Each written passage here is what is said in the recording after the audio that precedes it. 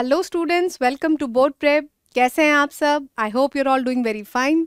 And आज हम start करने वाले हैं आपकी the poem for Anne Gregory, जो कि आपकी गिवन है in the chapter the sermon at Banaras. Alright, तो सबसे पहले हम देख लेते हैं कि भाई क्या बात हो रही है, किनके बारे में बात हो रही है।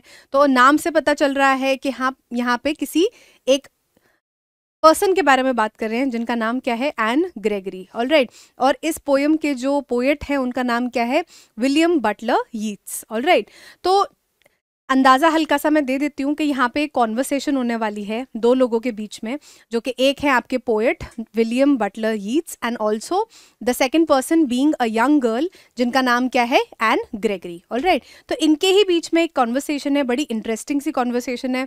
हो सकता है आप लोग थोड़ा रिलेट भी करो, बहुत ज़्यादा रिलेट करने की भी ज़रूरत नहीं है, but yes you will relate to it. तो ज़्यादा घुमाते फिराते नहीं है। सबसे पहले एज ऑलवेज अपने ऑथर के बारे में, अपने पोएट के बारे में थोड़ा सा पढ़ लेते हैं and then we'll get into the poem. All right. William Butler Yeats 1865 to 1939 was an Irish nationalist. और वो कहाँ से थे? Irish nationalist थे and he lived from 1865 to 1939. He was educated in London and Dublin and was interested in folklore and mythology. और क्या है, वो किस में इंटरेस्टेड थे सबसे ज़्यादा? फोकलोर और माइथोलॉजी। फोकलोर का मतलब क्या होता है? जो कॉमन कथाएं होती हैं आपस में। आप गांव वगैरह में जाते हो तो आप चीज़ें सुनते होगे कि हाँ भाई, ये एक कहानी है और ऐसा सा होता था, एक फलानी चुड़ैल है या फिर एक फलानी वहाँ पे कोई आदमी था, उसका ऐसा हो गया था, वैसा हो गया था, तो इस वजह से वो आज भी वहाँ पे भटक रहा है। इस टाइप की स्टोरीज होती हैं, आप सुनते रहते हो, है ना। लेजेंड्स जिन्हें कहते हैं, है ना। और माइथोलॉजी क्या होती है कि जो मतलब काफ़ी टाइम से जो स्टोरीज चली आ रही हैं, और यूजुअली माइथोलॉजी होती है डेटीज़ के बारे में, मतलब गॉड्स के बारे में, भगवानों के बारे में, और कैसे उन्होंने यहाँ पे अर्थ पे अवतार लिए and then how the story goes. तो उसके बारे में जब हम पढ़ते हैं या लिखा जाता है उसके बारे में, उसको कहा जाता है माइथोलॉजी। ऑलराइट, तो वो जो विलियम बटलर यीट्स थे वो बहुत ज़्यादा इन्हीं चीज़ों में ही वॉज इंटरेस्टेड एंड इन्हीं के बारे में वो लिखते भी थे। He won the Nobel Prize for Literature in 1923. और क्या था, उन्होंने Nobel prize the esteemed award Nobel prize उन्होंने जीता था फॉर लिटरेचर इंग्लिश। एंड ये कब जीता था उन्होंने? 1923 में। ऑलराइट, ठीक है जी। अब यहाँ से आपका चैप्टर स्टार्ट हो जाता है, जहाँ पे आपके पोएम से पहले ये चीज़ लाइन गिवन है, the poem is a conversation between a young man and a young woman, what are they arguing about. और क्या है, वो लड़ रहे हैं। आर्गुइंग का मतलब क्या होता है? जब आप किसी बात पे वर्बली लड़ रहे होते हो, बोल के, ठीक है। तो एक आदमी और एक लेडी या औरत या फिर एक यंग गर्ल और एक लड़के के बीच में क्या हो रही है? कॉन्वर्सेशन हो रही है। और वो अब कॉन्वर्सेशन किस बारे में है वो हम स्टार्ट करते हैं। Never shall a young man thrown into despair by those great honey-colored ramparts at your air। अब क्या है यहाँ पे, आई विल कहीं ना कहीं एक राइमिंग स्कीम बनाने की कोशिश करी गई है, डिस्पेयर।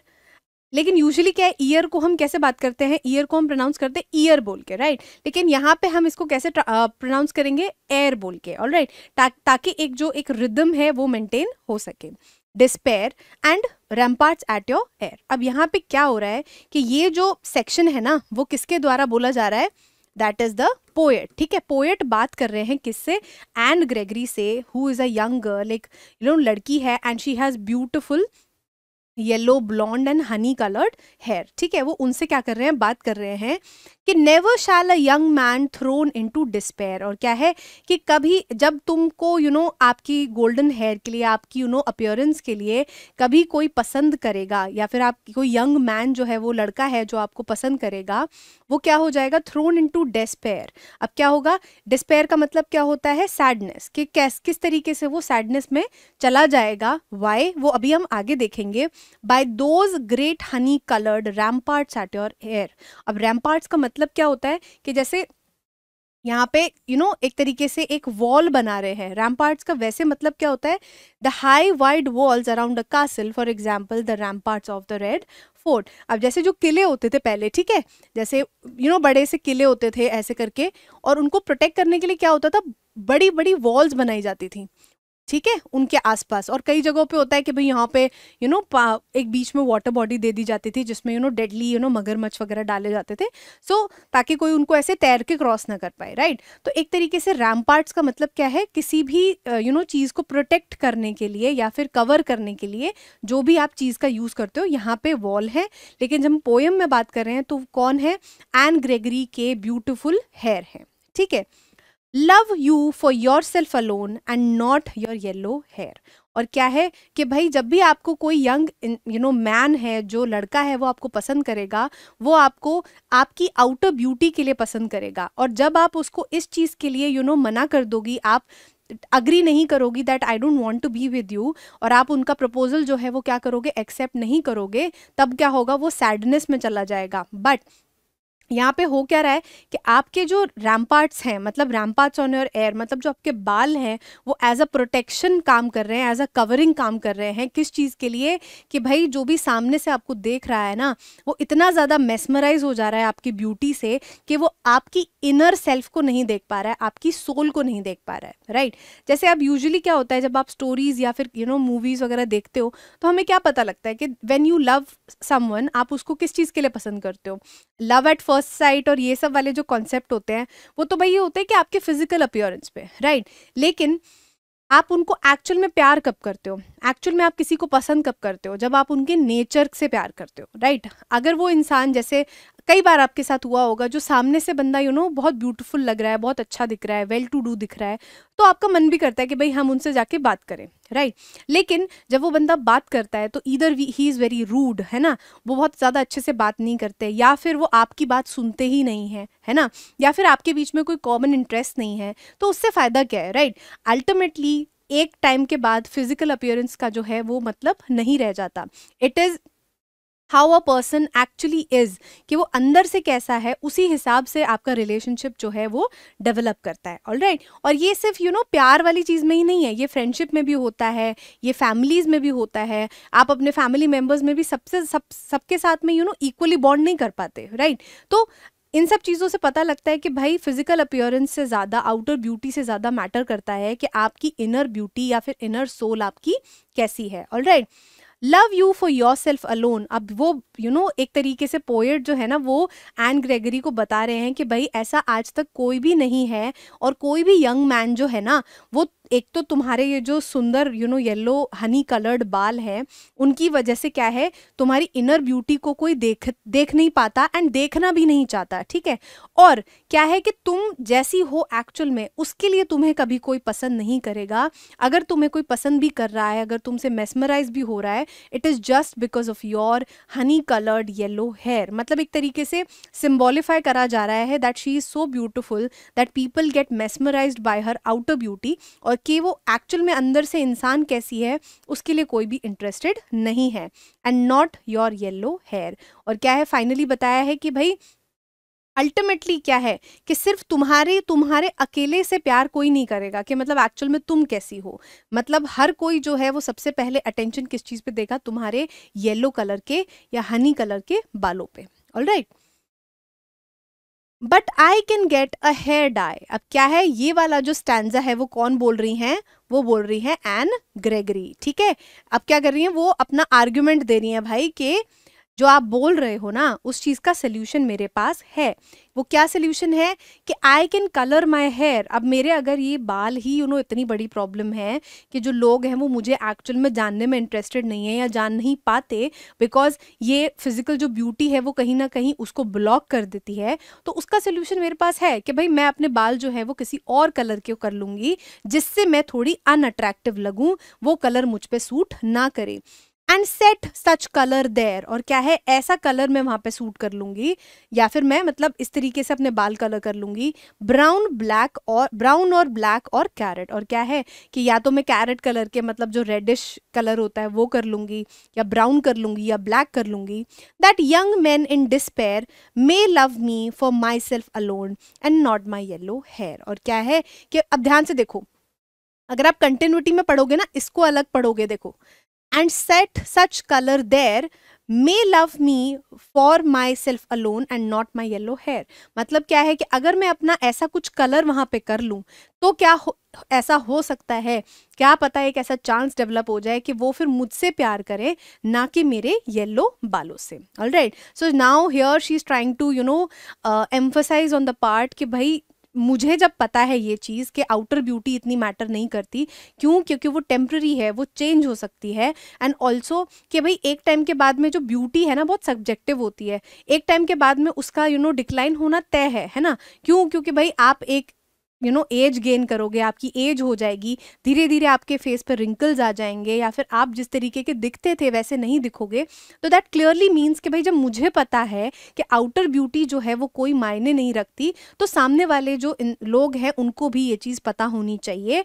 और ये चीज़ मैं कैसे साबित कर सकती हूँ कि मैं अपने जो ये हनी कलर्ड बाल है इनको ब्लैक, ब्राउन या कोई लेस अपीलिंग कलर में चेंज कर लूँगी, ताकि उसके बाद जो भी मुझसे प्यार करे वो मेरे इनर सेल्फ के लिए मेरे से प्यार करे, कि मैं क्या सोचती हूँ, मेरे क्या थॉट्स हैं, मेरे क्या विचार हैं, उनके लिए मुझे पसंद करे, ना कि सिर्फ मेरे येलो हेयर के लिए। Alright, next, I heard an old religious man but yesternight declare that he found a text to prove that only God, my dear, could love you for yourself alone and not your yellow hair। और क्या हो रहा है भाई यहाँ पे, अब उस बात का जो जवाब है ना वो कौन दे रहे हैं, पोएट दे रहे हैं कि भाई मैंने एक रिलीजियस इंसान, मतलब एक ओल्ड मैन, रिलीजियस मैन को सुना है, मतलब कोई भगवान से ताल्लुक रखने वाले इंसान। यहाँ पे आप मान सकते हो कि जैसे जो चर्च में फादर होते हैं या पंडित होते हैं, उनमें से किसी की बात उन्होंने सुनी है, प्रीस्ट की बात सुनी है। और बट येस्टर नाइट डिक्लेयर, और वो क्या कर रहे हैं, डिक्लेयर कर रहे हैं, मतलब बता रहे हैं। Yester night means the previous night. यहाँ पे आपको दो वर्ड्स मर्ज करके बताया है, one word is yesterday, ठीक है, और नाइट तो आपको पता ही है, ठीक है। तो यहाँ पे थोड़ा सा वही आपको पता है पोएटिक लिबर्टी लेते हैं जो पोएट्स होते हैं, ताकि वो थोड़ी और अम्यूजिंग बना सकें पोएम को, ठीक है। तो येस्टरडे नाइट मतलब पिछली नाइट को जो है उन्होंने सुनी वो बात, और उन्होंने क्या बोला, उन्होंने क्या डिक्लेयर करा, that he had found a text to prove, मतलब एक कहीं पे लिखी हुई चीज़ उनको मिली है जिससे वो ये प्रूव कर सकते हैं कि दैट ओनली गॉड, कि सिर्फ भगवान है जो कि आपको आपके एक्चुअल सेल्फ के लिए प्यार करते हैं और कोई भी नहीं करता। Could love you for yourself alone and not your yellow hair, और भगवान भी जो है क्या है, वो सिर्फ भगवान ही जो है वो आपको एक्चुअल सेल्फ के लिए प्यार करेंगे, ना कि आपके फिजिकल अपीयरेंस के लिए। अब यहाँ पे जो येलो हेयर है वो आपको सिंबल की तरह यूज किया जा रहा है, किसके लिए, आपके फिजिकल अपीयरेंस के लिए। Alright, so all in all यहाँ पे जो पोएट है ना वो एक फाइनल एक आंसर दे रहे हैं, किसको, एन ग्रेगरी को समझाते हुए कि मुझे एक रिलीजियस मैन मिले हैं, मेरे को एक ओल्ड इंसान मिले हैं, प्रीस्ट मिले हैं, जिन्होंने क्या बताया है कि उनके पास ऐसा लिखित में प्रूफ है कि एक किसी स्क्रिप्चर में ऐसा लिखा गया है और उनके पास प्रूफ है इस चीज़ का, वो साबित कर सकते हैं कि सिर्फ भगवान ही है इस दुनिया में जो आपको आप जैसे भी हैं वैसे ही प्यार करते हैं विदाउट एनी कंडीशन, और उनको फर्क नहीं पड़ता कि आप एक्चुअल में सामने से कैसे दिखते हो। Alright, so I think this is the end of the poem. यही आपकी पोएम है जिसमें आपका जो कॉन्वर्सेशन है वो पोएट और किसके बीच में चल रहा है, एन ग्रेगरी के बीच में चल रहा है। अब यहाँ पे ज़्यादातर हमारी जितनी भी करिकुलम में पोएम्स हैं वो क्या है कि भाई आपको एक मैसेज प्रोवाइड कर रही हैं, ठीक है। तो यहाँ पे हमें जो मैसेज मिल रहा है एक तरीके से वो ये है कि दुनिया में कोई भी इंसान जो है वो कभी भी किसी के एक्चुअल सेल्फ के चलते उनको पसंद नहीं करता है, एट फर्स्ट एटलीस्ट। ऑलराइट, मतलब पोएट का तो बहुत ही रिजिड मानना है ये कि कोई करता ही नहीं है, but you might differ into thinking कि भाई ऐसा होता है या ऐसा नहीं होता है। तो आप आगे जाके अपने आंसर्स उस तरीके से लिख सकते हो, आप अपने व्यूज़ एक्सप्रेस कर सकते हो कि भाई एक्चुअल में ऐसा होता है या नहीं होता है। And also he is telling you कि भाई सिर्फ भगवान ही ऐसे हैं दुनिया में जो आपको सेल्फलेसली प्यार करते हैं, आपके फिजिकल अपीयरेंस से आगे बढ़ के बात करते हैं, चाहे वो आप अच्छे हो चाहे बुरे हो, उनको उस चीज़ से कोई भी फ़र्क नहीं पड़ता है, ठीक है। Similar case goes for our parents, हमारे पेरेंट्स भी जो हैं वो हमें अनकंडीशनली प्यार करते हैं, उनको कोई फ़र्क नहीं पड़ता कि आप कैसे दिखते हो कैसे नहीं दिखते हो, वो आपको हमेशा क्या करते हैं, हेल्प ही करने की कोशिश करते हैं और बहुत अनकंडीशनली आपसे प्यार करते हैं। Alright, so this was the poem, a very beautiful poem, और इससे हमें एक मैसेज भी सीखने को मिलता है दैट यहाँ पे जो बताया गया है कि भाई ये फैक्चुअल है, ये चीज़ें तो है ही, लेकिन इससे हमें ये भी सीखने को मिलता है कि we need to make changes in our lives. हम जिस तरीके के हैं हमें वो चेंज करने की ज़रूरत है, कि अगर हमें किसी की सिर्फ फिजिकल अपीयरेंस अच्छी लग रही है तो हम उसी के चलते उनको अप्रोच ना करें, ना उनसे बात करें या उनसे पसंद करें उनको, है ना। और या फिर किसी का फिजिकल अपीयरेंस हमें पसंद नहीं आ रहा है तो हम उस पर्सन को नेगेट ना करें, ठीक है। आप उनको मिलो, आप उनसे बात करो, get to know them and then you decide if you like them और नॉट, है ना। ज़रूरी नहीं है कि कोई जो पर्सन आपको फिजिकली अच्छा नहीं लग रहा है, देखने में अट्रैक्टिव नहीं लग रहा है, डजंट मीन कि वो एक्चुअल में आपको शायद पसंद ना आए, ठीक है। There are very high chances that they are very humble, they are very modest people and you should definitely try to get to know them. Alright, so इसी के साथ अब हम स्टार्ट करते हैं इसकी समरी, ठीक है। तो पोएम्स में ज़्यादातर ये चीज़ हो जाती है कि आपके पास कंटेंट थोड़ा कम होता है लिखने के लिए, कि भाई बच्चे बोलते हैं मैम पोएम समझ में तो आ गई पूरा, लेकिन लिखने का सामान नहीं है हमारे पास कि हम लिखें क्या, ठीक है। तो जो हमारी समरी होती है इसमें हम ट्राई करते हैं कि पोएम के बारे में हम भर भर के थोड़ा सा लिख दें ताकि हमारे पास कंटेंट हो, we can have words and sentences to write in the answers. Alright, जब आपके सेंटेंसेज में आपको चीज़ें समझ में आती हैं प्रॉपर सेंटेंसेज में, तो it's easier for you to write the answer in your words as well. Alright, तो समरी क्या कह रही है? In this poem, we witness a conversation between the poet and a young girl named Anne Gregory. Alright, अब यहाँ पे अगर आप कोई आंसर लिख रहे हो, ठीक है, तो आप यहाँ पे between the poet लिख के आप यहाँ पे क्या कर सकते हो, उनका नाम भी मेंशन कर सकते हो। Alright, उससे क्या होगा, पता लग जाएगा कि भाई आप क्या हो, वेल वर्स्ड हो अपने चैप्टर से। The poet tells Anne that if she were to turn down a young man's advances, he might become disheartened. और क्या है, अब यहाँ पे थोड़े थोड़े वर्ड्स हैं जो थोड़े से डिफरेंट हैं, उनका मतलब समझ लेते हैं। अब she were to turn down का मतलब क्या है, किसी को मना कर देना किसी चीज़ के लिए, ठीक है। किसी ने आपको किसी बात के लिए ऑफर किया, प्रपोज किया, बोला कि भाई यहाँ चलते हैं या वहाँ चलते हैं, ये करते हैं वो करते हैं, तो आपने मना कर दिया कि नहीं नहीं मैं अभी बिजी हूँ, या फिर I do not want to go, तो उस चीज़ का मतलब होता है टर्न डाउन कर देना। तो वो बोल रहे हैं कि अगर एन जो है वो किसी किसी यंग मैन के एडवांसेस को टर्न डाउन करती है। अब एडवांसेस का मतलब क्या है, एडवांसेस मतलब जब कोई आपको अप्रोच करता है, ठीक है, किसी भी लव मैटर में, वो आपको पसंद करते हैं, वो आपसे बात करना चाहते हैं, आपसे फ्रेंडशिप करना चाहते हैं, तो उस तरीके से अगर वो आपको कोई एडवांस कर रहा है और अगर आप उस चीज़ को मना कर देते हो, तो that person, that young man might feel sad, they might fail into despair. All right. The poet then proceeds to compliment Anne's beauty. और उसके बाद वो क्या करते हैं, वो बताते हैं कि भाई एन की जो ब्यूटी है वो कितनी ज़्यादा है, स्पेसिफिकली नोटिंग हर एन्चैंटिंग गोल्डन हेयर। और क्या है, ज़्यादा वो एम्फोसाइज किस पे दे रहे हैं, उनके एन्चैंटिंग गोल्डन हेयर। एन्चैंटिंग का मतलब क्या होता है कि जब आप एक तरीके से आपने अगर कोई जादू वाला वो देखा हो, शो देखा हो, जिसमें क्या करते हैं वो एक स्पेल डाल देते हैं ना, एक मंत्र टाइप का बोल देते हैं, जिससे आप क्या हो जाते हो, आप उस मैजिक के अंडर इन्फ्लुएंस हो जाते हो, राइट। सो यही वो बोल रहे हैं कि भाई एक जादुई टाइप का फीलिंग है, इतने ज्यादा तुम्हारे जो गोल्डन हेयर हैं वो क्या है, सुंदर हैं, which is so captivating that it could make anyone fall in love with her. और क्या है, वो इतने ज्यादा कैप्टिवेटिंग का मतलब क्या होता है, कैप्चर कर लेना, अपने वश में कर लेना, ठीक है, कि वो इतने ज्यादा कैप्टिवेटिंग है कि किसी को भी आपसे क्या हो जाएगा, प्यार हो जाएगा। This hair is described as surrounding her ears like the protective ramparts of a fortress. और क्या है कि ये जो बाल हैं आपके, वो किस तरीके से डिस्क्राइब किए गए हैं, रैम्पार्ट्स की तरह डिस्क्राइब किए गए हैं। और वो किसको प्रोटेक्ट कर रहे हैं, जैसे रैम्पार्ट्स क्या होते हैं, जो वॉल्स होती हैं वो किले को या फोर्ट को आपके प्रोटेक्ट करती हैं, इसी तरीके से जो हेयर हैं वो किसको प्रोटेक्ट कर रहे हैं, तुम्हारी एक्चुअल सेल्फ को, तुम्हारी इनर ब्यूटी को कहीं ना कहीं प्रोटेक्ट से ज़्यादा क्या कर रहे हैं, वो हाइड कर दे रहे हैं कि जो इंसान है जो आपसे बात कर रहा है, जो आपकी तरफ एडवांसेस दे रहा है, उसको तुम्हारी इनर ब्यूटी नहीं दिख रही है, बिकॉज वो इतना ज़्यादा मेस्मराइज हो गया है आपके गोल्डन बालों से, आपकी ब्यूटी से। Alright, Essentially, her hair is seen as a barrier symbolizing her outer beauty. और क्या है कि वो कहीं ना कहीं किस चीज़ को सिंबॉलिफाई कर रहे हैं, कि एक बैरियर बन रहा है, आपके जो आउटर ब्यूटी है वो एक बैरियर बन जा रही है, किस चीज़ में, कि कोई आपकी एक्चुअल ब्यूटी को नहीं देख पा रहा, आपकी इनर सोल को नहीं देख पा रहा, which often distracts people from seeing her true self. It acts as a veil. अब वेल का मतलब क्या होता है यूजुअली?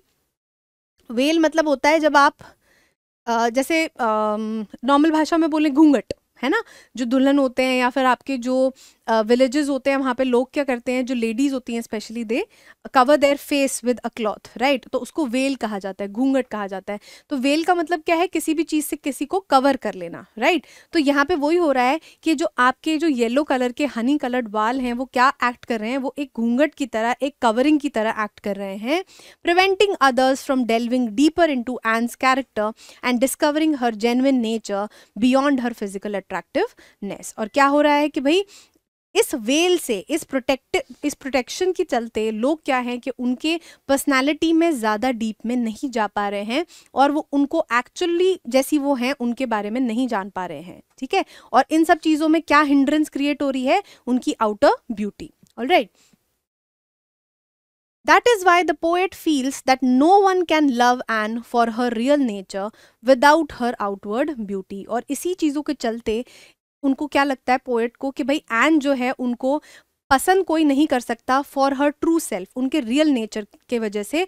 क्यों? क्योंकि जो उनकी आउटर ब्यूटी है वो एक बैरियर की तरह एक्ट करती है और आगे उनके बारे में कोई जानने में इंटरेस्टेड होता ही नहीं है. One can only love her for her golden hair and physical beauty. And says to the poet that she can change her hair colour. अब क्या है भाई, यहाँ तक तो उन्होंने उनको समझा दिया कि एन ऐसा ऐसा होता है, this is how the world is, this is how people are.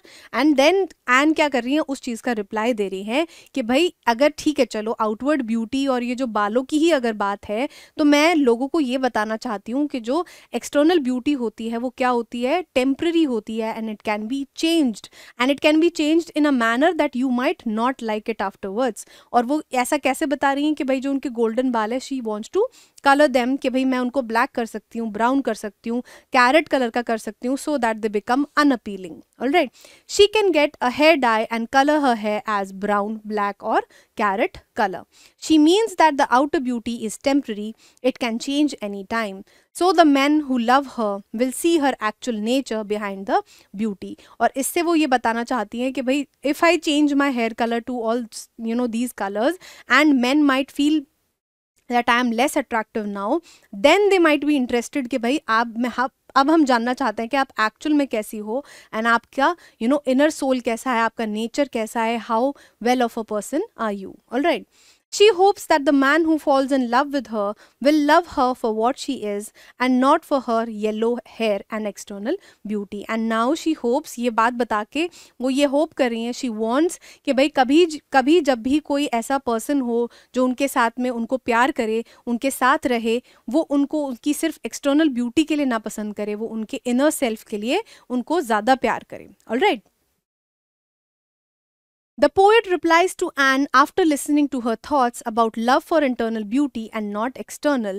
He says that he has heard an old religious man saying that only God can love us for what we are, and he can prove this by the fact mentioned in the religious book. और क्या है, जब ये N जो है ये पूरा solution उनको दे देती हैं तो यहाँ पे वो बता रहे हैं कि भाई एक्चुअल में क्या है ना, मैंने एक रिलीजियस, एक प्रीस्ट से सुना है और उनके पास राइटिंग में ये प्रूफ है कि जो सिर्फ भगवान है ना वो आपको आप जैसे हो उसी तरीके से पसंद करते हैं और कोई भी ऐसा नहीं करता. बाकी सारे जो लोग होते हैं वो आपको पहले एक्सटर्नल ब्यूटी के तहत पसंद करते हैं. Humans always look for outer beauty and are carried away by its shine and glitter. और क्या है, ह्यूमन बींग्स जो होते हैं वो सबसे पहले क्या होते हैं, आउटर ब्यूटी को देख के खुश हो जाते हैं.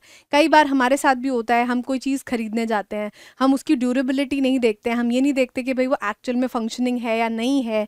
कोई भी चीज़ हो गई, शूज़ हो गए या फिर आप कोई खेलने का टॉय होता है जब आप छोटे होते हो, अगर वो चमचमा रही है, अगर वो ब्राइट कलर्स की है तो आपको लगेगा कि नहीं यार ये हम खरीद लेते हैं, रादर देन फोकसिंग ऑन कि भाई वो एक्चुअल में चीज़ कैसी है. They do not have a deep understanding to look into the soul of a person. और क्या है कि ह्यूमन बींग्स जो हैं वो इंक्लाइंड नहीं होते किसकी तरफ, कि हम ये जानें कि वो एक्चुअल में इंसान कैसा है. वो सिर्फ फिक्सेटेड रह जाते हैं किस पे, उनकी आउटर ब्यूटी पे. Only God can do so and love us for our inner qualities. और क्या है, ऐसा सिर्फ भगवान कर सकते हैं कि जैसे हम हैं वैसे ही हमें पसंद किया जाए. Alright. So this was the summary and अब इसके बाद हम फटाफट से देख लेते हैं इसके NCERT questions. Alright. First question, What does the young man mean by great honey-colored ramparts at your rear? Why does he say that young men are thrown into despair by them? अब क्या है यहाँ पे, क्या मतलब है जब हम बात कर रहे हैं कि ग्रेट हनी कलर्ड जो बाल हैं आपके, they act as ramparts on your ear and, और इस फ्रेज का मतलब पूछा है कि when young man are thrown into despair, इसका क्या मतलब है? Alright, the young man in the poem praises the great honey coloured hair of Anne, और क्या है कि जो पोएट हैं हमारे जिनके बारे में बात हो रही है, वो क्या प्रेज कर रहे हैं? एन के जो हनी कलर्ड हेयर हैं उनकी तारीफ कर रहे हैं। And here have been called rampart meaning a wall, और उन बालों को क्या बोला गया है यहाँ पे? रैम्पार्ट बोला गया है। जो रैम्पार्ट का एक्चुअल मतलब क्या होता है कि जो वॉल्स होती हैं जो किसी फोर्ट को प्रोटेक्शन के लिए बनाई जाती हैं। तो इसी तरीके से जो एन के हेयर हैं वो भी क्या एक्ट कर रहे हैं? एक वॉल की तरह एक्ट कर रहे हैं। It is called so because they act as a wall as they prevent young men from looking beyond those yellow hair and into her beautiful soul। और क्या है कि जो young men हैं, जो लड़के हैं, उनको क्या है, उनकी एक्चुअल ब्यूटी से वो प्रोटेक्ट कर रहे हैं। मतलब जो इनर ब्यूटी है वो नहीं देख पा रहे हैं because her honey coloured hair are acting as a wall. Alright, her hair are so attractive that young men cannot look at anything else, and her yellow hair are so pretty that young men hopelessly fall in love with her।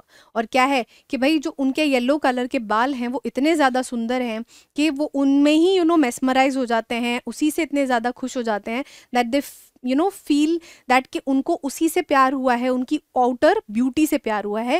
And वो क्या करते हैं, वो जो बाल है ना, उनके येलो हनी कलर्ड हेयर हैं, वो एक वॉल की तरह एक्ट करते हैं कि वो उसके बियॉन्ड कुछ सोचना ही नहीं चाहते, वो एन के बारे में जानना ही नहीं चाहते कि वो एक्चुअल में एज अ पर्सन कैसी है।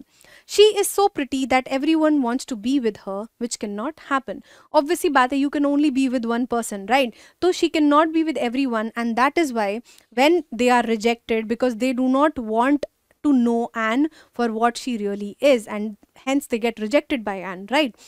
So hence they are thrown into despair, और इसी वजह से क्या है, वो sadness में चले जाते हैं because they have been rejected by Anne। all right, next, what color is the young woman's hair?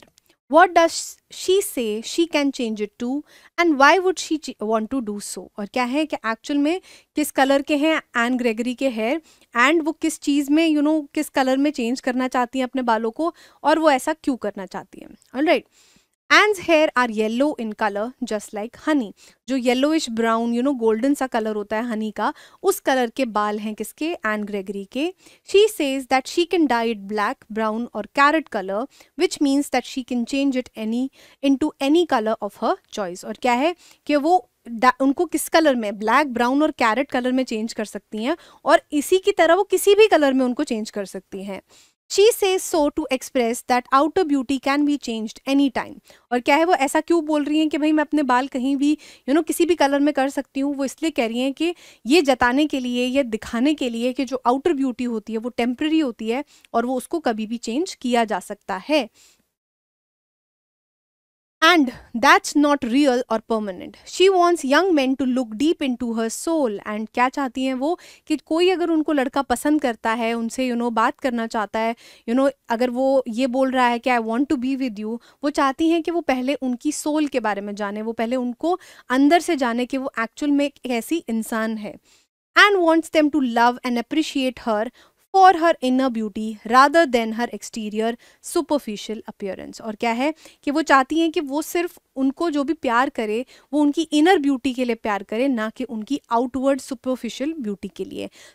Superficial का मतलब क्या है कि भाई जो सिर्फ आज दिख रही है, इट हैज़ बीन एग्जैजरेटेड, वो आगे जाके कभी इतना उसका कोई मोल नहीं है। ऑलराइट, तो वो चाहती हैं कि जो यंग मैन हैं जो उनको अप्रोच कर रहे हैं वो कोशिश करें और उनको प्यार करने की कोशिश करें और उनको जानने की कोशिश करें, ताकि वो ये बता सकें कि मैं एक्चुअल में कैसी हूँ और आप मुझे इस चीज़ के लिए प्यार करो, ना कि मेरी एक्सटर्नल ब्यूटी के लिए। Objects have qualities which make them desirable to others. Can you think of some objects, a car, a phone, a dress, and say what qualities make one object more desirable than other? Imagine you are trying to sell an object, what qualities would you emphasise. और क्या है भाई, यहाँ पे बोल रहे हैं कि हर जो भी चीज़ें आप खरीदते हो, कहीं भी जाते हो मार्केट में, हर चीज़ पे तो आपका दिल नहीं आता, राइट। हर चीज़ में आपका मन नहीं करता कि भाई हम ये भी ले लें, सब कुछ ले लें, है ना। कुछ सिलेक्टेड चीज़ें होती हैं जो आपको क्या करती हैं, अपीलिंग लगती हैं, राइट। तो यहाँ पे वो वही बोल रहे हैं कि आप कुछ ऑब्जेक्ट्स के बारे में सोचो जो आपको क्या है, अपीलिंग लगती हैं, और उनकी कौन सी क्वालिटीज़ हैं जिनकी वजह से वो क्या है, आपको ज़्यादा पसंद आती हैं दूसरों से, ऑलराइट। और साथ में ये बोला है कि अगर आप किसी चीज़ को बेचो, किसी ऑब्जेक्ट को ट्राई करो बेचने के लिए, तो आप कौन कौन सी क्वालिटीज़ को क्या करोगे, एम्फसाइज करोगे। तो इसके लिए हमारे पास we have taken a table, ठीक है, जिसमें हम क्या करेंगे, अपनी 3-4 चीज़ों को डिस्कस करेंगे और उनकी स्पेशल एट्रीब्यूट्स या फिर क्वालिटीज़ को डिस्कस करेंगे। पहला देखते हैं कार। कार क्या होता है भाई, जब आप कार खरीदने जाते हो, अपने पेरेंट्स के साथ में कार सिलेक्ट करने जाते हो, तो शोरूम में ज़्यादातर बहुत ज़्यादा लाइट्स होती हैं, कलर्स होते हैं, मतलब अलग अलग कलर्स की कार्स होती हैं, तो आपको अपीलिंग लगती है बहुत ज़्यादा, राइट। तो कार के क्या एट्रीब्यूट्स हैं जो आप देखते हो, सबसे पहले उनके कलर देख लोगे, बाहर से कितनी शाइनी है, लेकिन एक्चुअल में क्या क्वालिटीज़ आपको देखनी होती हैं, दैट इज़ स्पीड, कौन सी ब्रांड का है और वो कितनी ड्यूरेबल है, वो क्या कार का काम क्या है, आपको प्रोटेक्टेड रखना when you are travelling, right. तो अगर किसी कार की ड्यूरेबिलिटी नहीं होगी तो फ़ायदा क्या है उसको लेके, राइट।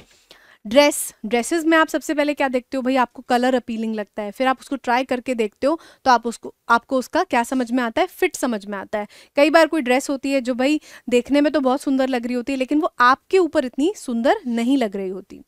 फोन में आप सबसे पहले क्या देखते हो भाई, डिज़ाइन वगैरह देखते हो, आउटर लुक तो देखते ही हो, फिर साथ में देखते हो कि भाई वो मेमोरी कितनी दे रहा है, right.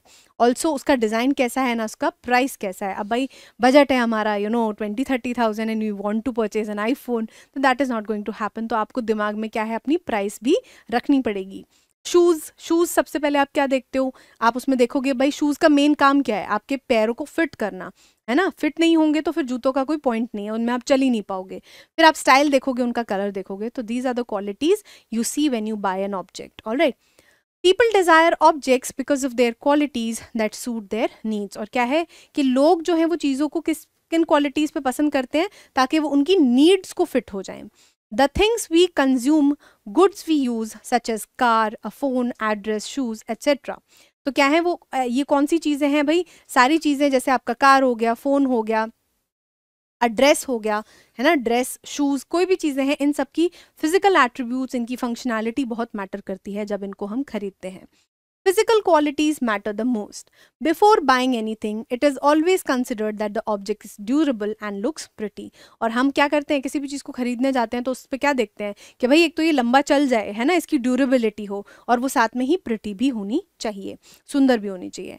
If I were to sell an object, I would emphasize on what are the different features of the product and also help the buyer identify how it is better than the other products in the market. और क्या है, अगर मैं किसी चीज़ को बेचूं, obviously बात है, अगर आप किसी चीज़ को बेच रहे हो तो आप ये तो नहीं बताओगे कि हाँ इसमें ये कमी है, ये 10 दिन बाद ख़राब हो जाता है, या ये 15 दिन बाद फट जाती है ड्रेस, है ना, या फिर इसमें कोई दिक्कत आ जाती है, ये कलर छोड़ देती है।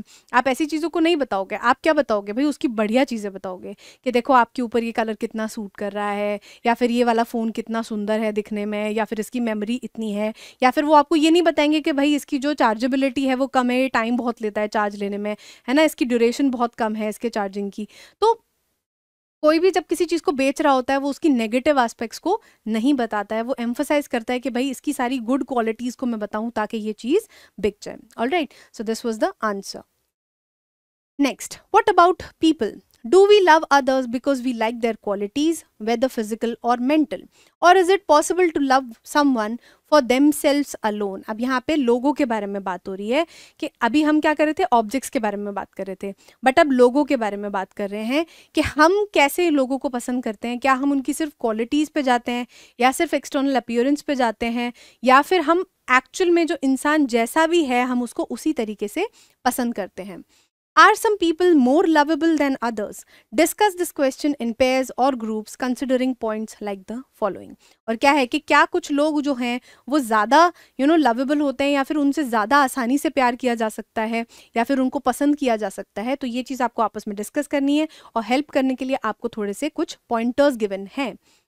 A parent or a caregiver's love for a newborn baby, for a mentally or physically challenged child for a clever child or a prodigy. अब क्या है यहाँ पे, पेरेंट और चाइल्ड का जो रिलेशन है वो तो है ही, या फिर आप केयर गिवर हो, मतलब आप गार्जियन हो, किसी बच्चे का ध्यान रख रहे हो, ठीक है। तो यहाँ पे क्या है, अलग अलग तरीके की चीज़ें बताई गई हैं कि भाई एक न्यूबॉर्न बेबी है, एक बिल्कुल नया बच्चा है, एक मेंटली या फिजिकली चैलेंज्ड बच्चा है जिसको जो फुल्ली डेवलप्ड नहीं है, उसको किसी तरीके की परेशानी होती है, या फिर एक बहुत ही ज़्यादा तेज़ बच्चा है। प्रोडिजी का मतलब क्या होता है, एक्सट्रीमली इंटेलिजेंट, ठीक है, वन ऑफ अ काइंड, जो बच्चे बहुत ज़्यादा बाय बर्थ ही बहुत इन्वॉल्व होते हैं, उनको चीज़ें बहुत जल्दी समझ में आती हैं, उस तरीके का बच्चा है। तो क्या किसी पेरेंट की केयर जो है वो डिफ़र करेगी या फिर उनकी फीलिंग्स डिफ़र करेंगी? यहाँ पे हम वही क्वेश्चन आंसर करने की कोशिश करेंगे कि क्या एक तरीके का बच्चा जो प्रोडिजी है वो ज़्यादा लवेबल है किसी पेरेंट के लिए, या फिर एक ऐसा बच्चा है जो क्या है मेंटली या फिर फिजिकली चैलेंज्ड है, उसको एक पेरेंट कम प्यार करेगा? नहीं, ऐसा कुछ भी नहीं है। एक पेरेंट और चाइल्ड का रिलेशन ऐसा होता है कि पेरेंट्स जो हैं वो अनकंडीशनली अपने बच्चों को प्यार करते हैं। ऑलराइट, अ पेरेंट और अ care givers love for a newborn baby, for a mentally or a physically challenged child, for a clever child or a prodigy reflects the attentiveness and concerns for the child. और क्या है वो, सिर्फ आपकी क्या दिखाती है, अटेंटिवनेस बताती है और कंसर्न्स बताती है, क्योंकि ये चीज़ें जो हैं वो डिफ़र नहीं करती। एक अगर पेरेंट है वो अपने बच्चे को उसी अटेंटिवनेस से अटेंड करेगा, उसका उतना ही ध्यान रखेगा जितना वो किसी इंटेलिजेंट बच्चे का रखेगा, या फिर जो उनके कंसर्न्स है कि हाँ भाई बच्चे ने खाया, बच्चे को कोई दिक्कत तो नहीं है, तकलीफ तो नहीं है, बीमार तो नहीं है, ये सब चीज़ें जो हैं वो डिफ़र नहीं करती बच्चे टू बच्चे कि बच्चा कैसा है। It is extremely different from all these things, और उनका जो प्यार है वो क्या है, बिल्कुल अनकंडीशनल होता है। Alright, next, the publics love for a film star, a sports person, a politician और अ सोशल वर्कर। अब ये इस तरीके का जो हम अफेक्शन देखते हैं, प्यार देखते हैं, किसके लिए, मूवी स्टार्स के लिए, या फिर आप किसी को आइडलाइज करते हो, उनकी बात हो रही है। The public's love for a film star, a sports person, a politician, or a social worker reflects our admiration and being impressed by their talent. और क्या दिखता है कि भाई हम उनको किसके लिए एडमायर करते हैं, उनके उनके टैलेंट के लिए, उनकी एक्टिंग स्किल्स, उनकी सिंगिंग स्किल्स, उनके लिए हम उनको प्यार करते हैं। Alright, your friend, your love for a friend or brother or sister. Your love for a friend or brother or sister reflects your love, compassion, empathy and a feeling of togetherness. और क्या है कि भाई compassion हो गया, empathy हो गई, उनके परेशानियों को समझना हो गया, ये सब चीज़ें डिफर नहीं करती हैं। आपके जो फ्रेंड्स हैं आप उनमें डिफ्रेंशिएट नहीं करते। अगर आप उनको प्यार करते हो तो आप पूरी तरीके से उनके साथ हो, आप अपने ब्रदर सिस्टर्स को भी इक्वली प्यार करते हो, irrespective of how they look like. Alright, your love for a pet and pet's love for you. Your love for a pet and the pet's love for you reflects the unconditional love and selfless love towards each other. जो आप अपने पेट को प्यार करते हो, क्या कोई condition होती है कि भाई जो पेट है वो आपको 10 रुपये पर डे कमा के देगा तभी आप उसको प्यार करोगे? No, you have unconditional love, right, कि किसी भी कंडीशंस के तहत वो आपसे प्यार नहीं करते। आपके जो पेट्स हैं वो भी आपसे कुछ एक्सपेक्ट नहीं करते, they just want your love and they want to be loved. Alright, so these were the NCERT questions. और ये जो हमने चैप्टर अभी देखा, पोएम देखी, it has a beautiful message that we should not love people or be interested in people just because of their physical appearance, and we should try to get to know them on the basis of their qualities and their inner soul as well. ठीक है, हमें जानने की कोशिश करनी चाहिए कि कोई इंसान अंदर से कैसा है, ना कि सिर्फ ये देखना चाहिए कि वो सामने से हमें अपीयरेंस वाइज कैसा दिख रहा है। अगर वो दिखने में सुंदर है तभी हम उनसे बात करेंगे या फिर हम इंटरेस्टेड होंगे उनमें। This is very wrong. Alright, so this was the chapter. Next lecture में हम स्टार्ट करेंगे extract based questions and long answer type questions. Till then keep revising. Thank you.